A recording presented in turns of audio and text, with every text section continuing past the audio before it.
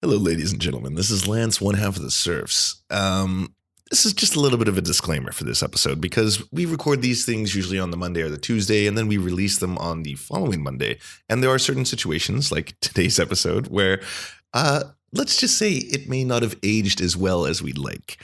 There may have been a certain senator who got quite a bit of hoofla from us in regards to him showing up on the Tuesday when we recorded it, making a grandstanding speech to the Senate, and then voting on the very thing he was making a speech on, only to set it up to do a other vote a couple days later to take it down, and is now being revered as some kind of, say, maverick or hero. I still think he's not above reproach, and this one move doesn't replace years and years of other decisions, and I'm going to stop it here. But I'm just going to say that we are aware of what has occurred here. But either way, enjoy the episode. We're not going to edit it. We're going to let it go anyways. This is the Serfs.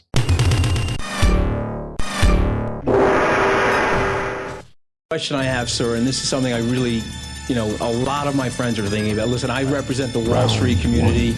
We have felt like a piñata. Maybe you don't feel like you're whacking us with a stick, but we certainly feel like we've been whacked with a stick. When I hear folks who say that somehow we're being too tough on Wall Street, but after a huge crisis, the top 25 hedge fund managers took home $1 billion in income that year. $1 billion.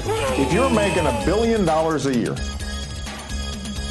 after a very bad financial crisis where 8 million people lost their jobs and small businesses can't get loans, then I think that you shouldn't be feeling put upon. The notion that somehow me saying maybe you should be taxed more like your secretary when you're pulling home $1 billion or $100 million a year, I don't think is me being extremist or being anti-business. Fatality. And that's the confusion.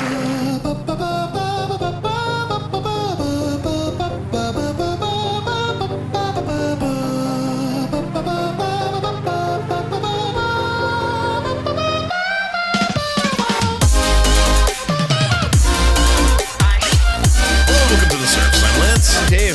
And today's episode is brought to you by letter B for Beauregard. Oh, Beauregard, the skinny old racist without a hood. The Klansman out of his hood. Yeah, out of his robe. The little keebler elf. Yes. Yeah, he is a little keebler elf. Racist keebler elf. Racist keebler elf. Because, he's in a bit of hot water. And frankly, we have such a range of topics to talk about today. It's just, there's so much news. We do have a topic of the week. We are going to talk about the recent vote on the healthcare bill. We've been trying for a long time to talk about the healthcare bill, but things just change. Yeah, I mean, I think we were just talking about how it's died many times before, but it hasn't died. So it's a good thing, I guess, we didn't talk about it. But speaking of hasn't died yet, we do have a Cretan of the week, and he should die soon, apparently. But we're not going to tell you who it is, but you can probably guess who he is. This is a comedy podcast, folks. Welcome aboard. Welcome to the Serfs. We should take a couple of seconds to give a quick shout out because we do this stuff on Podbean hosts us. We get to get really cool analytics on the statistics of where our audience is, and the majority is American, then it's Canadian. But we have an overwhelmingly big British contingent, which I didn't know about. So then thanks England. I'm sure we'll ruin that at some point by the end of this episode. I'm biting my tongue. I was trying to come up with something else. Yeah, no, there's no joke that's probably going to be. We should drink some warm, crappy English beer next week. There it is. And we lost them. There go the Brits. We should also give a shout out to superfan John Holt, who has been broadcasting every one of our episodes in Thailand. So every time I wonder where are these 16, 17 downloads in Thailand, they're from him. So thank you, John. I guess we should start with the most important part of the week. What are you drinking this fine evening? I am drinking a cerveza. A cerveza modelo. So, for two and a half months, we were recording this show half in New York, half in Vancouver. And when I was in New York, Modelo seemed to really be the drink of choice for just like a moderately priced beer. For you or for everybody? For most people. Oh. Yeah. No, it was kind of like the Flatbush drink. No, not the Flatbush drink. Oh, okay. Flatbush drinks other things. There's nothing I can say that's not racist. But no, just in like Williamsburg and everything, Modelo seemed just to be like the drink of choice. And it's I find it quite delicious. I think it's like a better tasting Corona, to be honest. Yeah, it's good. Yeah, I mean, like it's good.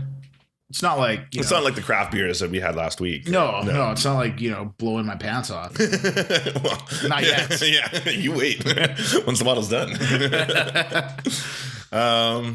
So on to the news, and what a crazy week it is. It's always crazy. It is always crazy. I mean, it's always crazy. It never fucking slows down. And like we've talked about it many times, and people always talk about it, how this like rampant pace of like insanity has to either slow down or like it'll just, it can't keep up this way. Yeah. But week after week, it just continues picking up steam. Yeah. Like, I mean, I guess we could just use Trump's Twitter meltdown on Saturday as an outline of the topics we could talk about this week. I feel like every week that could be it. Yeah, that's every true. Yeah. I was like, as the special investigation, I feel comes closer and closer, the more unhinged Trump gets. Mm-hmm. So why don't we start there? The news was revealed that Trump's personal finances are being investigated. Yeah. As part of the investigation into the possible Russian collusion. Yeah. And that that Mueller's also got access to Trump's tax records. Yes. Which obviously. Or he's going to have access, right? Or does he I believe he already has access. I believe Comey had access and now he does. Juicy juice. As well as the ongoing Russia scandal. Like every day, the Russia, like another layer of that onion keeps getting peeled back. From that whole Donald Jr. stuff. And then now Kushner's in trouble. And Baby Kush. It's just, you got to feel that. The noose is tightening. Yes. And Trump knows it, right? I mean, we all assume that he's guilty of something. Yeah. I mean, almost definitely. Yeah. He definitely knows what he is guilty of. Yes, absolutely. So if that's the case, you'd obviously feel a little apprehensive every little scandalous news that comes out. Yeah. He's not the most calm and collected individual. No, he's not. So no. He does have the army of Pepes? The army of Pepes. Oh, you know how last week we said we'd compare some people to Game of Thrones characters just because Game of Thrones is back on there and it's so popular? I was thinking the army of Pepes, because they're mostly like virgins on the internet, are the Unsullied. Oh, that sucks. Yeah. None of them have had sex and they're a fierce army of hateful. But like, not to get bogged down in like nerdism here. I mean, the Unsullied were like useful. Oh, you mean like they're fierce warriors and these are just I guess fierce keyboard warriors that just fierce trolls. Fucking frog Pepes everywhere. God damn. But yeah, back to the topic on hand. So at this point, where does it go for Trump? He's kind of getting to this stage where I know, like, say Fox News and all the conservative media, they're already really painting this in the what is it? He's got like conflicts of interest, and like he's not fit for this investigation. Yeah, they were saying because he has donated money to Democrats in the past, he's biased. Yeah, there's an obvious conflict of interest there, which I mean is a hard thing to sell for a man who's kind of renowned for just being like a by the books, take no nonsense kind of guy. Like he has a fierce reputation in Washington for being like, that like FBI man, he is going to get you. Yeah, he by basically everybody that's been involved with him from both the Republicans, Democrats, everybody's like he is a company man, FBI man. He's a narc. Yeah. Who's the narc man? The fat Jamaican guy. It's ridiculous. I mean, obviously they're grasping at straws. Fucking Trump himself has donated countless times to Democrats. Oh yeah, absolutely. Yeah. So it's just such a they're just grasping for straws. It is absolutely. Which basically. I think they're trying to set the stage for them to justify him being fired, right? Oh, yeah. Yeah, they can say, like, well, he was justifiably fired. There was a huge conflict of interest, and this wasn't, appropriate. Yeah. I mean, I still think it'll happen. Yeah. which will be fucking crazy. Well, like so much of this has been unprecedented. That would also be pretty unprecedented. Well, no, that would be precedent. By Trump. No, by Nixon. Oh, that's true. Yeah, Nixon yeah. That's a Saturday Night Massacre. Yeah. That's true. Yeah, which basically really got the ball rolling on Watergate. Yeah. Which woke up a lot of people. If there is one lesson to learn from Trump, it's like, don't fire the special prosecutor. That's the one. It just implies guilt. Yeah. Oh, sorry. I was trying to think back on a bunch of Trump's little shenanigans over the weekend. A lot of them were the pardon stuff. That's what. Oh, about how he's like starting to say like it's within my. Everyone knows it's within my right to pardon. Yeah, because but the only crime here is the fake news and the leaks. At some point last week, there was a report that his legal team and his advisors were beginning to think of a strategy of like pardons, who they could pardon, how they could pardon, and blah blah blah. Yeah. That was as this whole Russia thing is spiraling out of control. Yeah. So obviously, whenever you're already looking into pardoning before the investigation's even concluded, it's like, you seem guilty. Yeah. Very, very guilty. Does an innocent man flee? That looks really bad. Yeah, so that's where that was one of the major themes of his Twitter outrage. Yeah. Well, there was a lot of leaks that apparently revealed that he was looking into, can I pardon everybody? Yeah. And yes. Do we get a blanket pardon here? Yeah, and according to the law, yes. Yeah.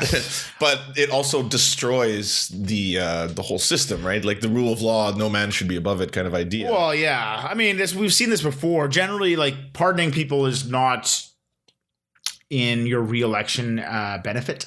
No. You look really bad. No, you do it in your last year of your 8-year term kind of thing. Yeah, and I'm not really positive on this, but I saw some accounts out there that if a man is to yield a pardon, he can no longer defendant can no longer claim the fifth. Plead the fifth. They lose that power. Yeah. So I guess that would make sense because self-incrimination, right? Like you would kind of lose that ability. Yeah. Because I've been pardoned, so I clearly was guilty. Yeah. So that alone would be pretty amazing, right? Yeah. Then the truth would surely come out. I don't know.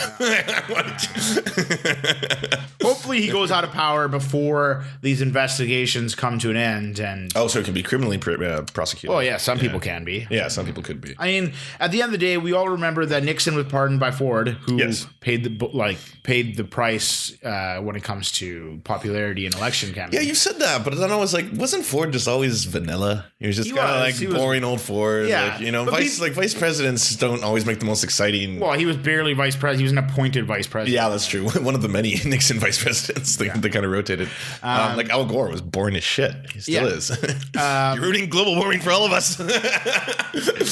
But I mean, we all remember that Nixon was pardoned, and that's and he was pardoned by Ford. But plenty of people who were close in the Nixon campaign, or I guess presidency, didn't get pardoned. And they got fucked over. Yes. And that's what we're seeing with the Trump the administration, as they're fucking falling apart at left, right, and center. Yeah. A lot of these people's lives are going to be ruined. Oh yeah, absolutely. But I already saw an article by.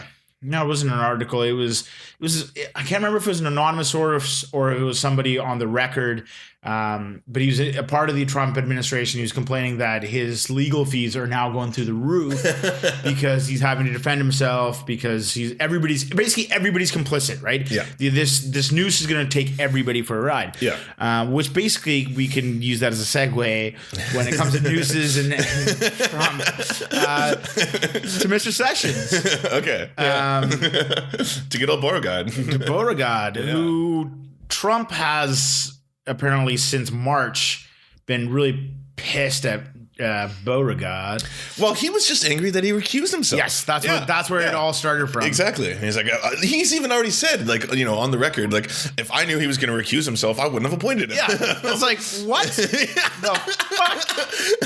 That's not how the law is supposed to work. Well, if I knew he wasn't going to cover this whole thing up for me because of conflicts of interest, then I wouldn't have, chosen him in the first place. So since then, he's been on the outs. Yeah.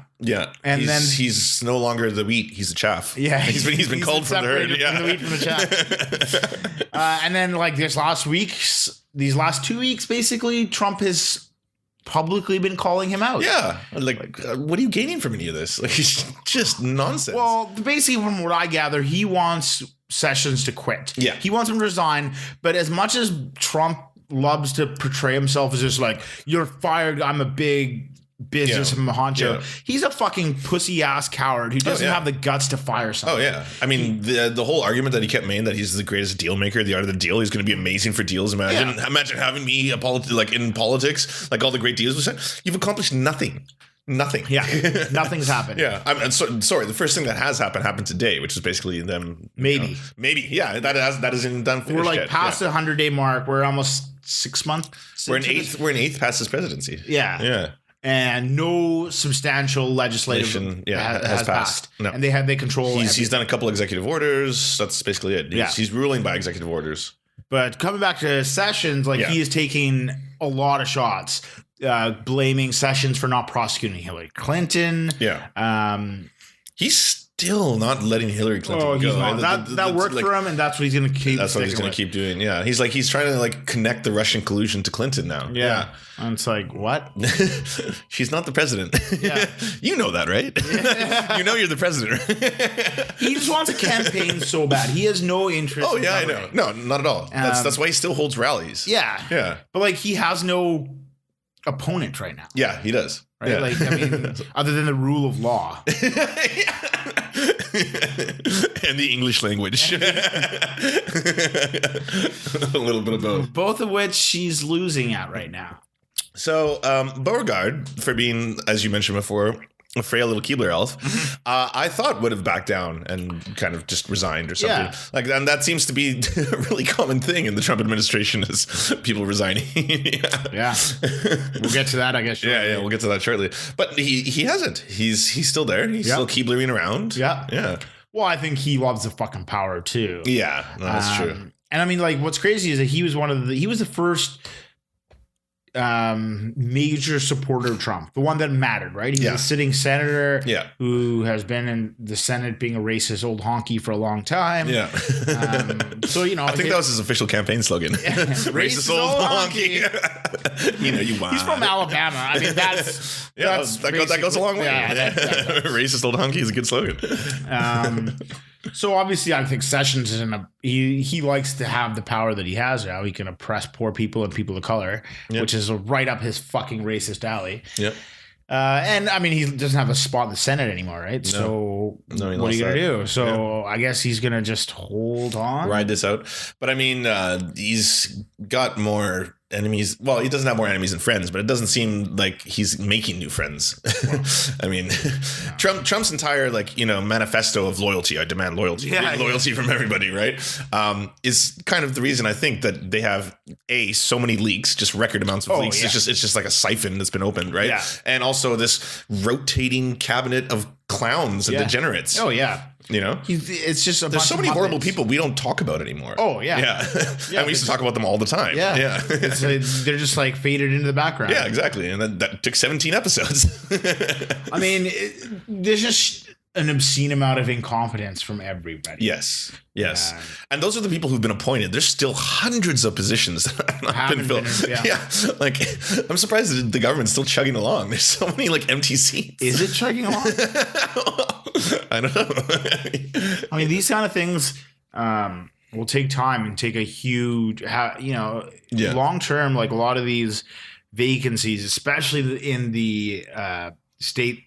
In the secretary, that's really going to hurt. Mm-hmm. I mean, the secretary or the Department of State has been basically gutted. By Tillerson. Yeah, and so many roles have just been not filled or offices shut down. Yep.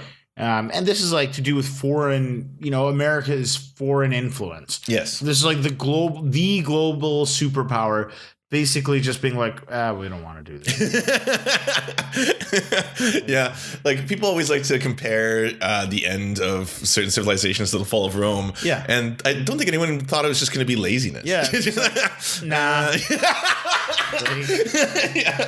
You have they have the entire system built to do this. Hey, we have these offices that overlook, everything from education here or road building here or education, everything. Yeah. And it's just Nah. Fuck it. Well, it's going to be really easy tests for kids in the future on the history lessons. Like, how did the fall of America happen? Nah. That's it. Well, I guess if we're talking about the, changing of the guard, we can talk about our new man. Scaramuch, can you do the fandango? And Gordon Gekko. Yeah, absolutely the Gordon Gekko. He's such a sleazy scumbag. Yeah, he is such a sleazy scumbag. Apparently, maybe a center-left sleazy scumbag. He's just a whore. He is the epitome of like that 80s Wall Street suspender wearing, slick hair, like fingers. Yeah, I think the best thing I've seen about him is they're saying he's the 80s guy from Futurama. Yeah, absolutely. It's perfect. It is perfect. He has no political opinions, or he has no like views on anything in life. He'll go wherever the money is at. Wherever the money goes? He is a soulless cretin. So I suppose 1 week he'll probably become a cretin of the week. Maybe not. He's too like, he's too safe. He's just gonna do sort of like, he's gonna, like, that role is basically go out there and lie for the president. Yeah, or send the message, but that's basically especially under you also control basically all the press releases of the White House, right? So you are basically controlling the message, right? You're keeping them on point. We don't have a segment for this, but we should do like a funeral for Sean Spicer or something. He's out in the bushes somewhere. You can return from whence you came, slowly back away into the forest. What I like is he wasn't fired. He was actually like, Trump tried to convince him to stay on. Yeah, but he was just so pissed that Scaramuch was joining, like, came on the team and came in and was his superior right off the bat. Yeah, right off the bat. Yeah. And I guess... And I mean, Sean Spicer is miserable. You see, he's the deadness of his eyes. Like, oh my God, you are looking at a human being dying in real time. I'm surprised he didn't resign after, like, being blacklisted from meeting the Pope. Yeah, I know. He was like, I'm a super Catholic. I really want to meet the Pope. I love the Pope. No. Nah. But, he held on. He is, like, he's basically has been the press secretary for ages, right? Yeah. Sarah Huckabee basically took that. And he was, like, working behind the scenes. So he was happy doing stuff behind the scenes and working on policy. Yeah, no, that's also true. And then this guy came in and he just was like... Well, I mean, you see what meeting the Pope can do to Catholics. So do you remember the last Speaker of the House? Boehner? Yeah, when Boehner met the Pope, all of a sudden he was standing there and broke down, started crying, and then like retired a couple of weeks later and was like, I can no longer do this in like good conscience. Yeah. Was that Ratzinger or was that Francis? I think that was Ratzinger. Oh. Yeah. Or no, that was Francis. I think that was Francis. Yeah. Ratzinger was older. So yeah, it's a come to Jesus moment for Catholics. I can see why you keep your Catholics away from them. Well, yeah, I mean, they get all their morals back. Yeah. I'm sure the Pope's like, what the fuck are you doing? Yeah, no shit. How do you call yourself a Catholic? Are you touching little boys? Hey, the 11th commandment. We fixed that last week. So yeah, we should talk a little bit about Scaramucci. He's already said he's going to fire everybody. He's been very vocal. He has fired one person. He's already fired one person. Yeah. He says, well, he's like, I'm going to be responsible for plugging the leaks. So so that's what he's trying to do. He's trying to fire everyone to plug the leaks, so to speak. Yeah. I mean, all governments have leaks. Oh yeah, absolutely. Maybe not this bad. No, not this. And this is both the byproduct of his administration and just the age of Twitter, right? Like, it's really easy to have an anonymous Twitter feed and then just. But I mean, like during Obama's reign and of terror, and, bummer, and other presidencies and governments around the world right now, you don't see this. You don't a quantity of leaks. No, you do see stuff leaked all the time. It's the nature of the beast. It is the nature. There's of the beast. Too many like low-level staffers, and there is, and you're also like you're dealing with other agencies. Yeah, it's not the leak doesn't necessarily have to come from the White House. It could come from the Pentagon when there's a Pentagon and White House thing. It could come from so many levels. Yeah. It's gonna happen. Reporters have been working in Washington for so long. They cultivate sources. Yeah. And you're a Muppet. Like, more people. And it's the Muppet administration. Yeah. I mean, imagine how many leaks occur in Russia and what happens to the leakers there. Like, yeah. Polonium. It seems that every ex-cabinet member gets polonium poisoning. What an odd coincidence. Scaramucci, the reason I was saying earlier that he might be center left in terms of his policies is he was, as soon as he joined the Trump team, basically, he put out a tweet that said, I am deleting a handful of my old tweets because I want to be loyal to the president. So I'm transparent right now by saying I'm deleting these tweets because that's not how transparency works. Yeah, I want to be transparent. I'm deleting all my emails. Yeah. Hillary. But yeah, so he had a lot of tweets. They've luckily, the internet doesn't. No, it doesn't disappear. Yeah, right? The internet does not. As soon as he was hired, like the moment people were digging through his tweets. Oh yeah, they were screenshotting all of them. So he was very pro gun rights. That was one of the big ones. So he's tons and tons of stuff about like we have to limit gun control laws. It's crazy, all these murders. Like every time there's a school shooting, he'd make a tweet about it. That was like these gun laws are out of control. He's also very pro-choice. Right. Oh, I didn't know that either. Which isn't as outrageous. I mean, Trump was pro-choice back in they're the 90s. They're New Yorkers. Yeah, they probably paid for tons of abortions. Yeah. That's also true. For Scaramucci, it's more about convenience. Like, I want access to abortions. Otherwise, I'd have way too many babies. Oh, yeah. Too many hooker babies. I mean, I saw some stuff about like Brexit. I saw some stuff about climate change. Yeah. He believes in climate change. Yeah. Yeah. Well, I mean, believed. I mean, he's now changed all his beliefs for the president. Yeah. That's what I mean when I said like he is just that Wall Street money guy. Yeah. Like the thing about Scaramucci too that I wanted to say is that he had it's an investment banking or he had some large investment capital company. Yeah. He sold it to a Chinese conglomerate shortly when Trump was elected president. Oh. Yeah. I don't know if the timing of that is suspicious at all, but probably not. Also, it goes into the whole "Made in America" Trump motto. But what's most interesting about him is that I've already heard that he is essentially like he doesn't report to the chief of staff. Oh, really? He reports directly to the president, which is a huge breach of norms, right? Yeah. The chief of staff runs the presidency. Yeah. So basically, everybody's already predicting that Priebus has been on the chopping block for a while, right? When these whispers come out, like Spicer was for a long time, and it took a couple months. Yeah. But it seems that Priebus is on his way out. Like, I mean, this hiring seems dead to rights. Yeah. So a lot of people are hypothesizing that Scaramucci. How do you say it? Scaramucci. Is that how you say his actual name? I think it's Scaramucci, yeah. Fuck that. Yeah. So apparently that greaseball is going to take over. They think he'll take over and be the next chief of staff. Wow. Which would be crazy. Insane. That's unprecedented. Because he's got he's got zero political experience. Yeah. Oh, yeah. No, he's just a wealthy financial investment. Yeah. And that role of chief of staff is essentially, not only just running the White House, but you're also the man in charge of basically coordinating with the other legislative branches, right? You're the main guy of the White House. Yeah. You're the hand of the king. Yeah. Yeah, basically. Yeah, you are the hand of the king. Yeah, basically. And they say the king shits, the hand wipes.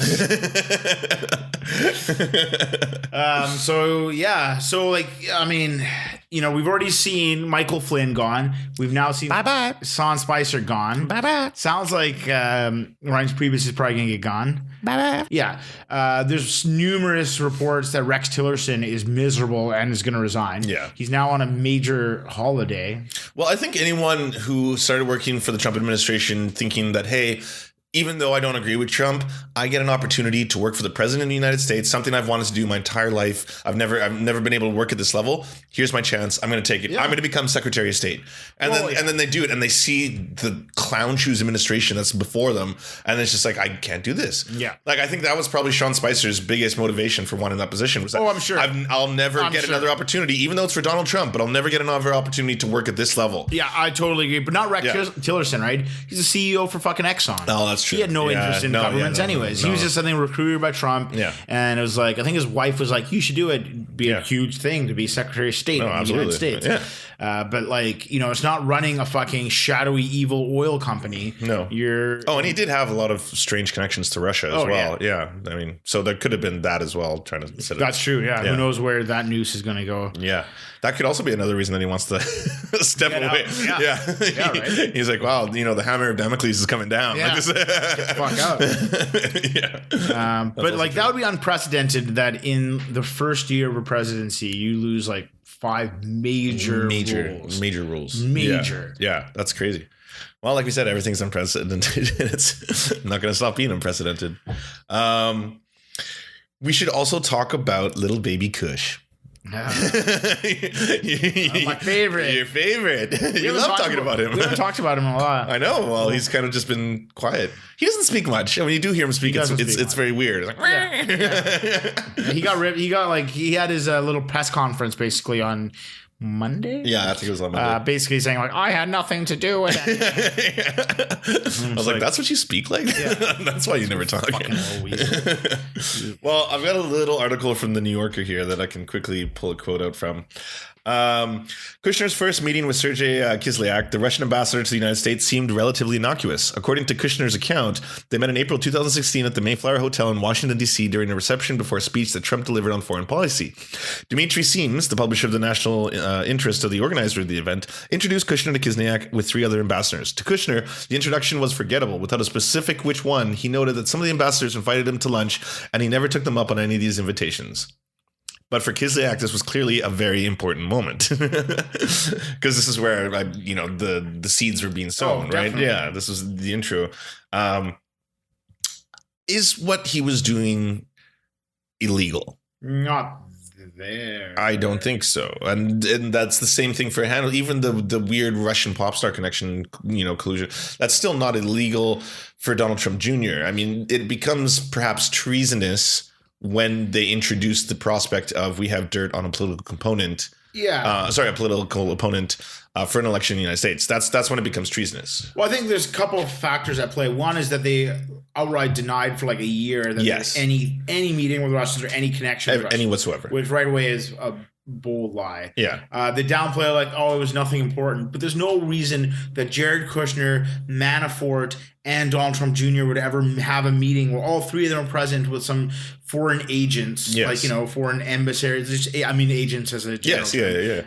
If it wasn't important, it was obviously important. They knew it was important. Yeah. And moreover than just all that, Jared Kushner has lied numerous times on his security clearances. Oh yeah, all his forms he lied. That was one of the big things where he was hammered last week, and I think on Monday where he's like, "Oh yeah, my assistant sent the form in before it was finished." It's like, what the fuck? If you are that incompetent, you cannot fill a fucking form out, then you have no business being this advisor to the president of the United States. That's not how any of this works. It's a fucking form. You sign the motherfucker at the end. Yeah. There's just so many tweets and statements from people who've worked for the NSA or the CIA over these last 10 years are they're like, if we ever fudged any detail on our forms, we would have been canned right away. Yeah, absolutely. You're working for the CIA and the NSA. Yeah.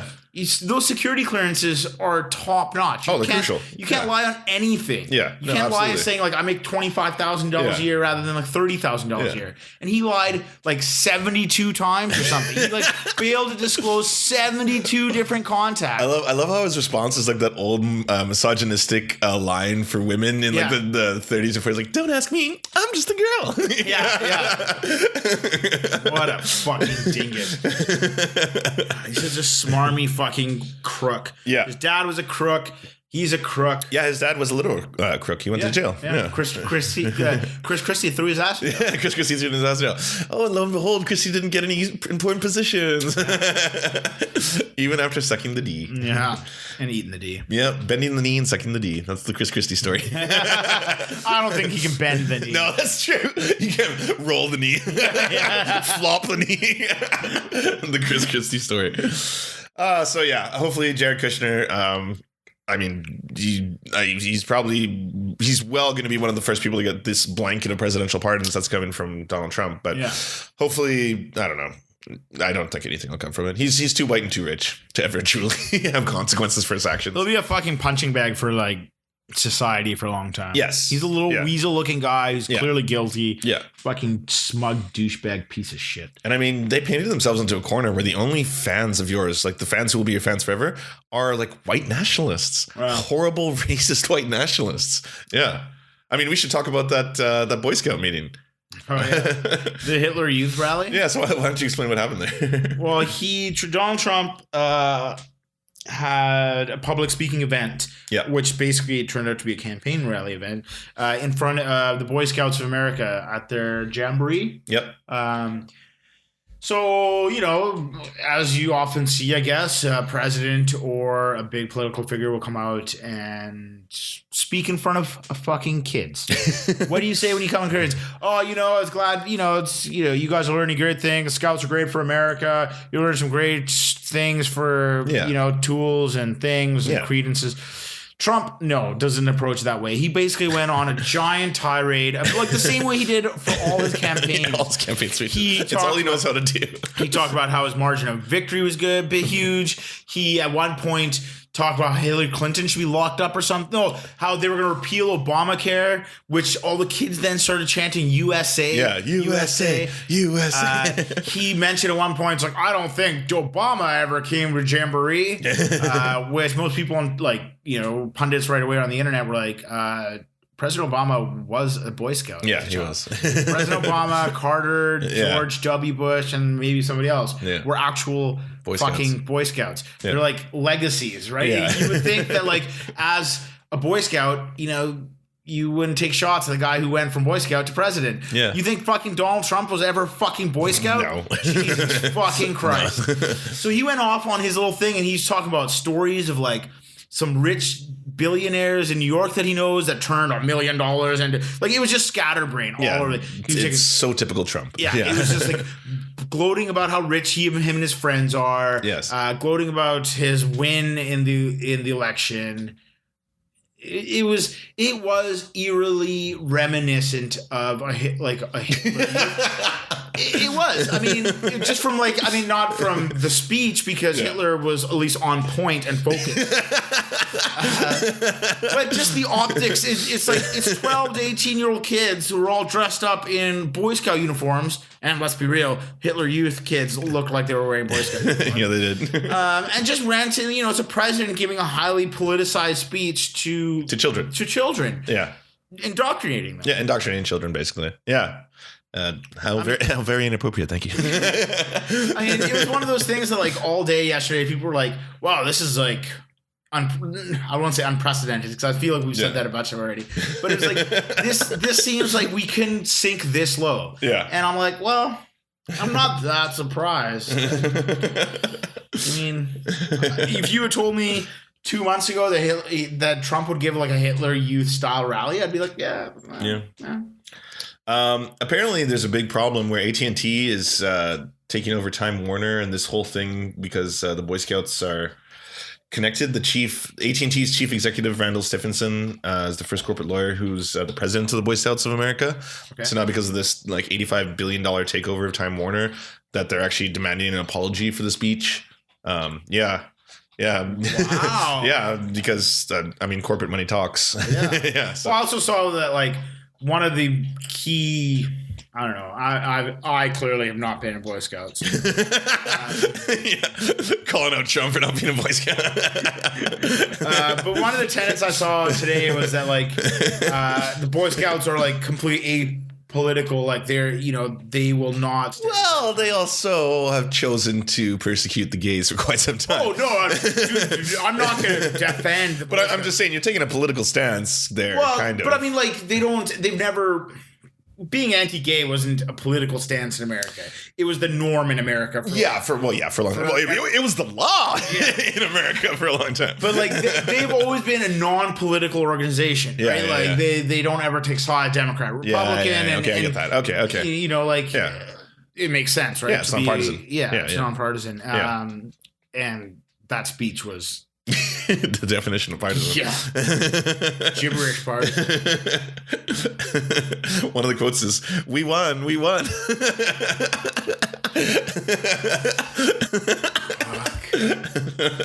Oh, well, speaking of limiting Donald Trump's power, we should talk about the House overwhelmingly passing that Russia sanctions bill.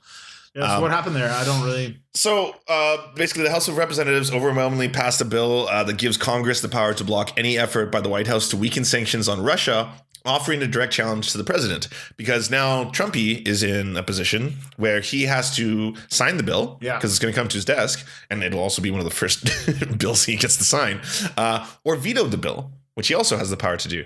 Should he choose to veto the bill, which is directly limiting the president's power on the sanctions over Russia, you can't sell that to anybody. But it's a really bold move by a Republican House. Because they're basically, I think they're probably trying to distance themselves from this entire Russian collusion mess, right? So it's like, all right, you know what? Here's a really simple move. We're going to make this bill. We pass overwhelmingly, by the way, and then we put it in the president's hands. Then it's his, job to fuck up, basically, like everything else he does. And I mean, I think at that point he would just sign it. I think he would sign it too. I mean, that is really a test. We were talking, I think, a week ago or 2 weeks ago. I was saying that I don't genuinely think Putin can directly control Trump. I think that's a bit of a conspiracy theory. Yeah. But I mean, if he just straight up vetoed the bill, that shows like serious. Something. There's trouble afoot. Yeah, you wanted your smoking musket. Yeah. There it is. Because what reason could you possibly? How could you possibly spin that you? How do you spin it? Yeah. How he always says fake news, blah, blah, blah. Fake news by the House of Representatives. It was a fake bill. I have to sign fake bills. His followers would eat it up. They would eat it up. His followers would swallow it up. His swallowers, that's what you're calling them now, right? But yeah, they believe anything, right? Yeah. They didn't even believe Donald Trump Jr. had received those emails when Donald Trump Jr. himself tweeted the emails. Jesus. Yeah. So... I guess stay tuned, because it's going to be pretty interesting when that bill comes to his desk. And I'm interested to see the actual specifics of that bill and what sanctions they really limit. I can see if I can pull up an article here. The vote was 419-3. The legislation moves to the Senate, but I wonder who those three members of the House were. There's some people who are firmly in the pocket. Okay. So it's unclear when the Senate will vote on the measure, which includes new sanctions against Russia, Iran, and North Korea. Senate Foreign Relations Committee Chairman Bob Corker indicated Monday he may want to make some tweaks to the bill, blah, blah, blah. This is a strong bipartisan bill. That is incredibly strong bipartisan. 419-3. Jesus. Yeah. Anti-Russia, pretty much. Yeah, anti-Russia.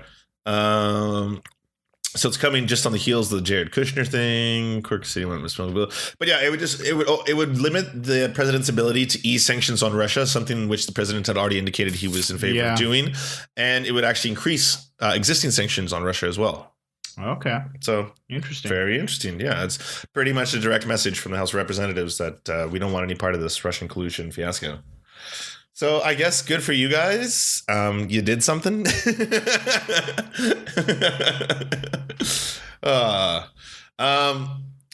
is a little off topic, but we should take a moment to talk about our good old friend OJ. OJ. The juice is loose. The juice is loose. The juice is really loose. Will that freedom ring? Yeah. OJ Simpson is getting out of jail. He's getting parole. Yeah. Yeah. And I mean, I think he'll be free in October. I bet you by February he's made vice president of the United States. That would be amazing. Oh, he would make an amazing vice president. Oh, God, yeah. He could bungle things up like nobody's business. Like murdering people. The murderous vice president. No, I'm gonna go on a limb here, and this might be a very unpopular sentiment, but I think the decision itself isn't that controversial, despite the fact that everyone's like, "Oh my God, what is he doing?" Because if you take out, so if you are to believe the rule of law and the decision of, even though we all know that O.J. Simpson is guilty, but the decision was made that he is not guilty, so you cannot use that as a precedent for making your new decision based on a new person who has committed a new crime. Oh yeah, right. So if they were to treat him like they would treat anyone else who stole their own memorabilia, that's not true, because if it was true, he would have gotten no more than a year in jail.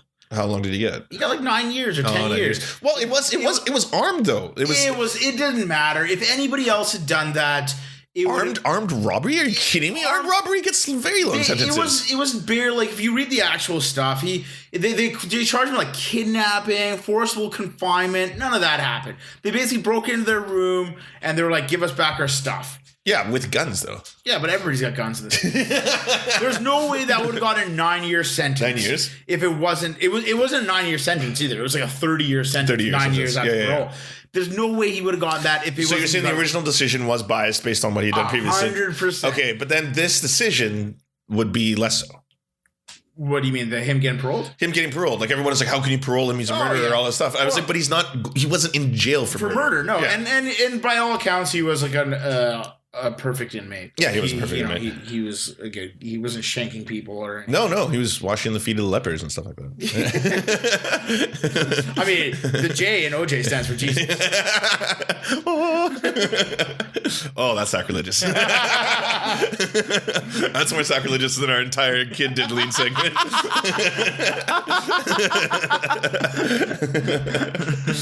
Well, yeah, born free in the USA, OJ. Get out there and get back to doing what you do best. Well, he's not running football, isn't it? And then the second best thing he did other than running football was getting away with murder.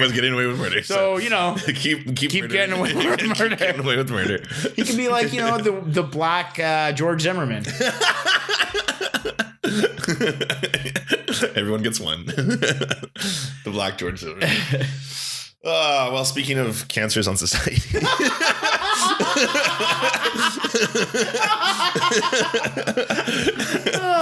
It's on to our Queen of the Week. We haven't done this in a while. I'm excited. I have missed just ripping a single person apart for a little bit. And this week, it's the confused old man yells at cloud. Maverick. The Maverick. He is a Maverick. He is the living embodiment of that Simpsons, Abraham Simpson old man yells at cloud news clip. Yeah, he's just, We're talking, of course, about John McCain. Jihadi John. John McCain. So let's start with current news. And we're going to talk about it at the end of the hour here. But, the Senate just voted on their repeal Obamacare bill. Now, this bill, despite having a majority in the Senate, they still have had a lot of trouble getting enough senators together to vote in favor of the bill. For good reason. For very good reasons. The abysmal CBO scores, the cuts to Medicaid, just the overall cruelty, just described by Trump himself as mean. Like, it's in every iteration of this Trump care bill, it has just been either worse or crueler or vicious. And I mean, anyone who has any kind of conscience or wants to listen to their constituents probably wants to take a step back, or political opportunists like Ted Cruz. Yeah, of course. Or insane people like Rand Paul, who just didn't think he'd went far enough. Yeah, get rid of everything. Let's live in caves with sticks. But anyways, John McCain was needed. He was needed today for the vote, but he was unable to do so because he was in the hospital. He recently... last week he was diagnosed with brain cancer. Brain cancer, yeah. Pretty aggressive form of it. Very aggressive. I mean, he is old. That is what happens when you reach older age. Yeah. It could explain a lot of things, such as his recent bizarre activity, especially in the hearings. Yeah, we were making jokes about that, but that probably was just... Yeah, there's probably something to do with it. There's probably something there. So I guess we'll sort of come back to that little healthcare stuff. But, he was diagnosed with cancer, and then last week there was a lot of outpouring of support for him. Yeah. As you see in these kind of things, right? Nobody likes to see a guy get struck down with cancer. Cancer sucks. Yeah. We at the Serfs are decidedly anti-cancer. It was a long debate. It took a really long time for us to figure that one out. Unless it's like to the worst people. Like, you don't see Assad getting cancer. Never really the world's like Robert Mugabe never got cancer. No, that's true. Like, what?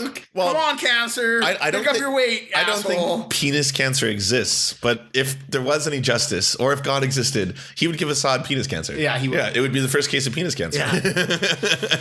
But John McCain got diagnosed with cancer, and he has been a senator for a long time, as well as a war hero. Yes. Obviously presidential nominee. Yep. So he's a high profile guy in the legislature.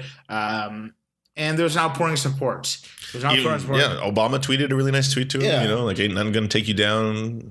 Some stuff like that. Now, like, I was online and I was discussing stuff with some people, and like, I didn't really get into it.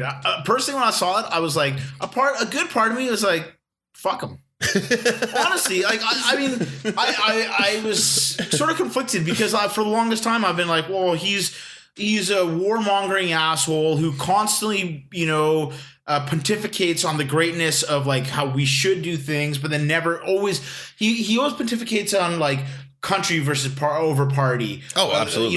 The right thing to do. Yeah. But then he never votes that way. He's always voting with the party. No. And so he's a giant warmonger. He unleashed Sarah Palin on the national stage. National stage. Which could almost was the beginning of this Trump movement, right? It was the stupefying factor of America.